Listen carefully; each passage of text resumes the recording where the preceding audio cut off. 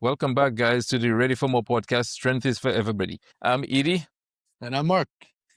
All right, so today we're going to be talking about that person that feels they're too out of shape, they're too inconsistent, like they need to fix a bunch of things before they even are allowed to begin. That is one of the biggest lies people tell themselves. So today we're going to challenge that. The plan at the end of this episode is to stop looking at your starting point as something to be embarrassed about and start seeing it as useful info. But before we start, guys, if you've been liking the podcast, please subscribe, like, and please share it with somebody you think that's always starting and stopping. All right. So, Mark, what's up? How are you? Just parenting, doing the thing, juggling 100 balls at once. That is probably one of the biggest things I see. People just think, oh my God, I am just too far off to even start something. I'm too far behind, so I need to do something before I start. They're going to start the gym when they lose weight, when you actually probably would be better to start the gym and then you're going to start losing weight. I don't deserve to be in the gym. So that's a couple of stories people tell themselves why they don't start. I think this is a very common thing that as coaches we encounter. There's a lack of confidence. There's a lack of belief in self. And the truth is that everybody starts somewhere. I can recall several combos with clients and even my wife who feels afraid of being judged in the gym for their starting point, for their lack of knowledge, for their lack of technical ability. And the truth is everybody starts somewhere. Once upon a time, I sucked at the thing, you sucked at the thing, and you start somewhere and you build from there. Everybody's got a starting point.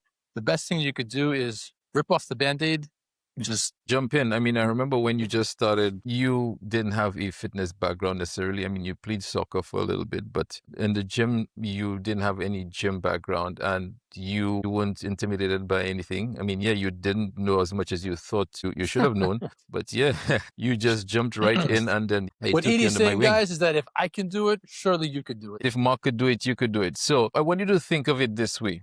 We are where we are now. So there's only a starting point. Just like these people you're seeing, they had a starting point. This is your starting point. And that is all data.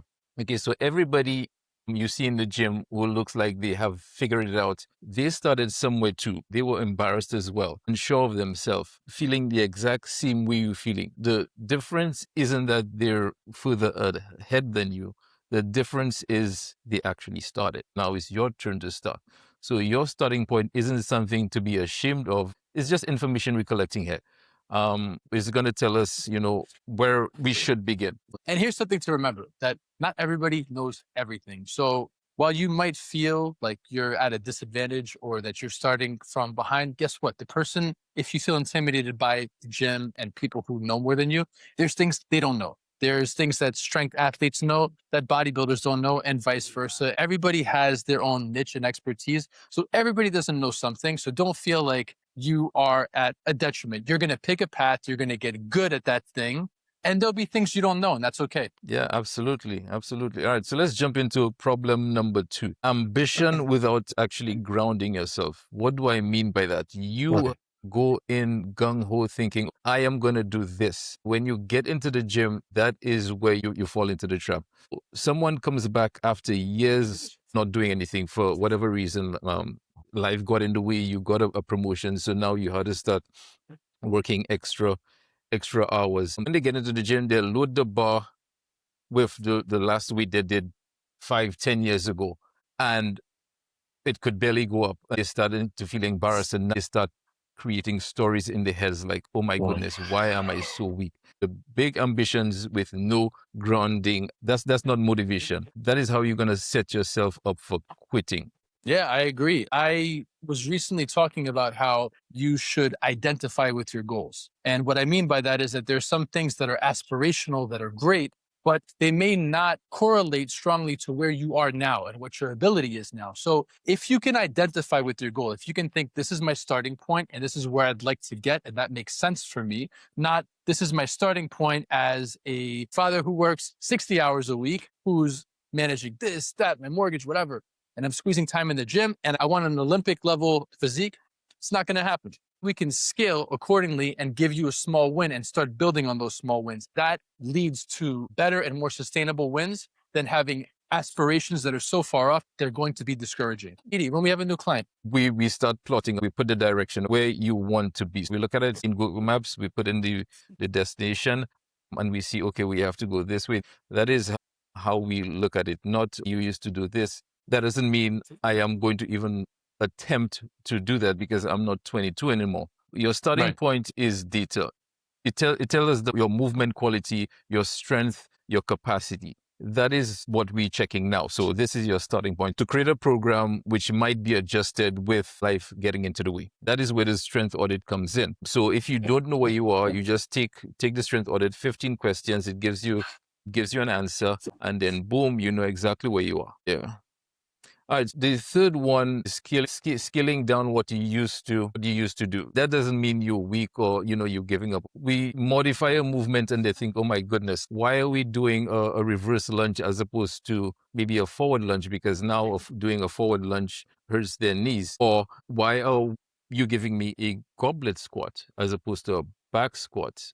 We have to see exactly where you are, fine tune that movement, and maybe eventually we're gonna go back to a back squat. How we look at it is, you're going to earn that rep. How do you look at it? I look at it like this. It's not necessarily about this is wrong for you, but we have to pick the appropriate starting point so you can work up to it. If you try to do too much too soon, you're going to discourage yourself and maybe even hurt yourself. But if we pick an appropriate starting point, so let's say work up to a back squat because you've got some movement limitations or something's preventing you from doing it, we'll work on a front squat. We'll work on the mechanics of it and you'll build up to the back squat. But if we try to do too much too soon, that's a recipe for actually doing you a disservice. Yeah, scaling is how you build that pattern, that strength, and your body adapts. In a way, your body can actually handle it right now, not thinking like when you were 22, handling right now. So a wall push-up, or an elevated push-up, push-ups with your hands on the bench is still a push-up. It's just a variation of that actual push-up. Eventually, we're going to get to the floor. So that's how I want you to think of it. Every program is heading to the same place. We start with push-ups with your hands on the bench or just a normal push-up. We are going to get to the same destination. You might take a little longer, a week or two, maybe a month, but we are all getting to the same destination. Modified movements, adjusting reps, different rep ranges. And so instead of a full range, you're going to do a half, adjusting volume. We are all going to get to the same place. Your starting point doesn't limit your destination. It just defines what path, you're going to take. Edie and I are always encouraging quality over quantity. As you focus on the quality of your movement, more will become available to you. If you try to focus on quantity and it becomes all about doing as much of the thing as possible, which is a big pitfall for people. They think the more they do, the more they'll get, which is not true. But if you focus on the quality of what you do, you will unlock more sooner. To Edie's point, if you focus on the push-up and you focus on the quality of your push-up, let's say you're starting at an incline, you'll find yourself at parallel or even a decline sooner because your body has understood the movement even better because you've focused on quality and understanding the mechanics of it. Remember this quote: scaling is how we protect the goal from the ego. Let's say that again. Scaling is how we protect the goal from the ego. All right, guys. So if you enjoyed this, like, subscribe, drop us any questions you have about anything we discussed today. We'll be happy to answer as soon as possible. We're also happy to announce that our strength audit is finally finished. So we've been talking about it for weeks, and now you can finally find it in the description, in the bio, to find out what your starting point is and what might be the best path forward for you. And please let us know in the comments if you have been struggling to start and stop. I mean, I know I have. We've all been there, but two of the toughest times in your fitness journey is just starting something. And when you in a groove, stopping that thing because of injury, work, or whatever you suppose. So please let us know if you are having trouble just starting a routine. All right, guys. So please make sure subscribe, like, share it with somebody. Until we meet again, Stay strong. peace.